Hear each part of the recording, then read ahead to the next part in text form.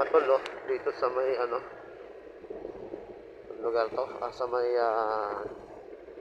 bandang ano, Gentry, ginagawa yung ano, yung daanan.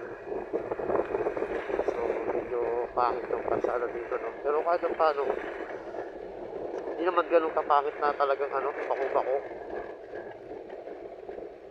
Okay naman siya daanan, kaso nga talagang maramdaman mo talaga yung ano, lubak-lubak, no. So okay na yun, at least ma-improve nila ito, magagandahin nila yung kalsada. So at Pincola Avenue dulo, may deliver tayo doon, no, beauty products yung deliver natin.